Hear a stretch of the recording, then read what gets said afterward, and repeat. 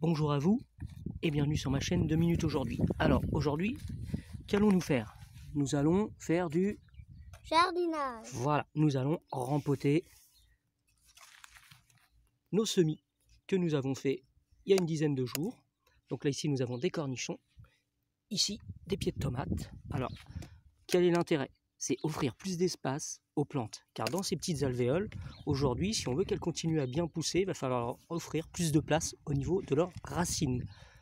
Alors, je vais vous donner quelques petits indices. Quand j'ai semé, j'ai utilisé un terreau spécifique semis. L'intérêt de ce terreau, c'est qu'il contient essentiellement de la tourbe, très fine donc, très bonne rétention en eau et très souple pour l'enracinement des plantes. Et avec très peu d'engrais, ça doit être de l'ordre d'1 kg au mètre cube. Là maintenant, je vais utiliser un terreau type universel, de bonne qualité, plutôt que les mauvaises qualités, préférez des intermédiaires, voire des très haut de gamme.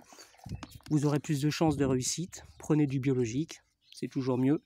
Et l'intérêt, c'est qu'il contient des morceaux d'écorce, des tourbes aussi, on va avoir de la fibre de coco, et surtout, ce sera un engrais donc l'engrais vous aura à peu près 3 kg au mètre cube, hein, c'est une base. Donc la plante va pouvoir se développer beaucoup mieux puisqu'elle aura un petit peu plus de nourriture, ce qu'il n'y a pas vraiment besoin au départ quand on fait les semis. Par contre, ce terreau sera un petit peu plus grossier. Alors comment fait-on? Vous voyez, donc on ne prend pas des pots non plus trop gros, parce que sinon la plante va penser à faire de la racine et va oublier de pousser. Donc, vous voyez, donc j'en ai déjà réalisé quelques-unes. Alors comment on fait, Timéo? Tout d'abord, On fait des trous. Voilà, le doigt suffit, ça ne sert à rien de faire beaucoup plus. Voilà, puisqu'on n'a pas tassé le terreau encore. Ici, on va utiliser une petite cuillère pour éjecter. Vous allez voir, pour pas casser les racines en fait. On va faire comme si on démoulait une tarte dans un pot. Dans un plat, pardon. Hop, voilà. Avec une main, c'est pas facile, mais au final, quand on utilise les deux mains, on a ça. On voit bien, vous voyez, que les racines commencent déjà à arriver sur les bords de l'alvéole. Donc je prends ça délicatement, donc là c'est un petit pied de cornichon, je le place dans le trou. Alors après on va venir tasser sur les bords et pas sur les racines, attention, sinon vous allez les abîmer. Et si on a besoin, une fois qu'on a tassé, eh ben, on va en remettre un petit peu autour. Vas-y Timéo, je te laisse faire la mise en place autour, de remplir presque jusqu'au bord. Vas-y, tu peux en remettre encore un petit peu. Vas-y, remets-en, vas-y, n'hésite pas. Voilà.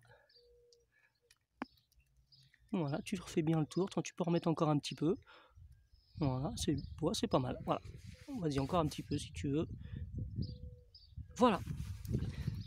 Et puis qu'est-ce qu'on va faire après? On va arroser et puis on va faire pareil, on va les disposer dans un endroit où on va pouvoir les entrer et les sortir. C'est-à-dire, il faut toujours avoir ce bon équilibre au niveau de la lumière et de la température.